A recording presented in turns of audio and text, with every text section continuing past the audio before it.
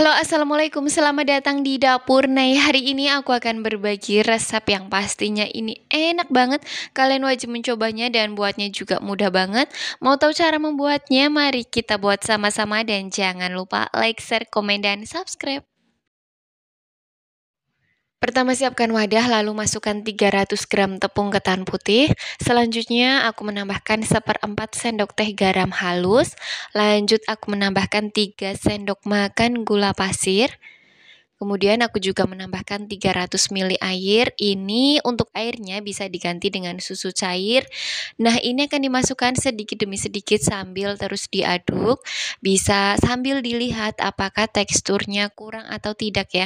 Jadi dimasukkan sedikit demi sedikit terlebih dahulu ya, jangan langsung semuanya. Nah, untuk tekstur adonannya seperti ini sudah cukup. Sekarang bisa ditambahkan 3 sendok makan minyak goreng. Lanjut ini bisa diaduk kembali hingga semuanya benar-benar tercampur rata. Selanjutnya jika sudah tercampur rata, adonannya akan disaring agar tidak ada adonan yang bergerindil ya.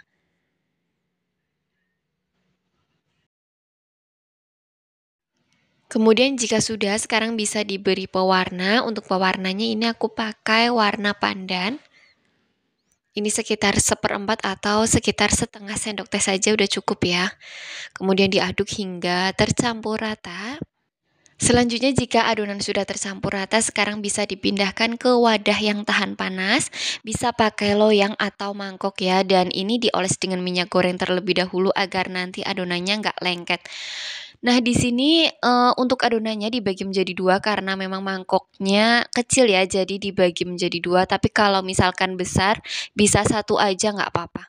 Lanjut di sini bisa langsung dimasukkan saja ke dalam kukusan. Nah, ini dikukus selama 30 menit dengan api sedang. Setelah 30 menit bisa dimatikan api kompornya. Hasilnya seperti ini, sekarang bisa langsung diuleni saja. Nah, di sini sudah disiapkan alas adonan, kemudian dioles dengan minyak goreng ya secukupnya.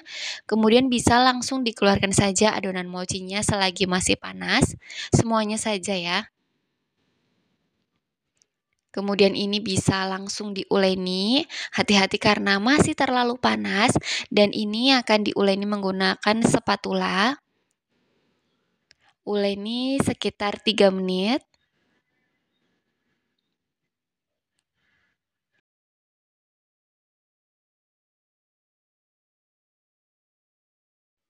Nah, setelah diuleni kurang lebih sekitar 3 menit, sekarang akan kembali diuleni menggunakan tangan dan sarung tangan plastik. Ini bisa dioles dengan minyak goreng terlebih dahulu ya untuk sarung tangan plastiknya. Diuleni sambil ditarik-tarik seperti ini agar hasilnya menjadi lebih kenyal, lentur, dan pastinya kalis ya. Nah, jika sudah, ini bisa langsung dibagi-bagi saja bagi adonan dengan berat masing-masing sekitar 16-17 gram. Untuk adonan mochi dan untuk isiannya ini aku pakai selai coklat. Untuk resep selai coklatnya sudah pernah di-share di resep sebelumnya. Ambil satu adonan mochi, pipihkan, kemudian diisi dengan selai coklatnya. Bisa langsung ditutup saja dan pastikan selainya ini tertutupi adonan mochi ya. Nah, jika sudah, bisa diletakkan kembali dan lakukan semuanya hingga selesai. Nah, untuk balurannya atau taburannya ini aku pakai kelapa kering yang sudah di blender sampai sedikit halus, kemudian dicampur dengan crumble matcha. Untuk crumble matchanya juga di blender ya agar lebih halus juga. Nah, untuk perbandingannya ini 2:1. Jadi misalkan kalau kelapa keringnya 2 sendok makan, untuk crumble-nya 1 sendok makan ya. Kemudian diaduk hingga tercampur rata dan untuk cup kertasnya ini ukuran 7 cm. Lanjut untuk taburan yang selanjutnya ini aku pakai kelapa kering yang sudah di blender juga, kemudian ditambah dengan Goryeo yang sudah di blender. Nah, untuk perbandingannya sama 2:1 ya. dan lakukan semuanya hingga adonannya selesai. Nah, ini sudah selesai semua, dapat sekitar 35 mochi pandan isi coklat. Yang pasti ini rasanya beneran enak banget, kalian wajib mencobanya. Dan hanya dengan modal kurang lebih sekitar Rp20.500, ini bisa jadi ide jualan yang pastinya bakalan laris banget. Modal per satuannya Rp585, bisa dijual dengan harga Rp1.500 atau bisa disesuaikan dengan modal masing-masing. Untuk mochinya kalau di suhu ruang bisa bertahan sekitar 1 hari, dan kalau dimasukkan ke dalam kulkas bisa bertahan sekitar 2 sampai 3 hari ya. Lanjut, jika kalian buatnya sore atau malam hari, bisa dimasukkan ke dalam wadah yang tertutup rapat, kemudian bisa dimasukkan ke dalam kulkas, dan pagi harinya bisa langsung dikeluarkan saja dari kulkas ya.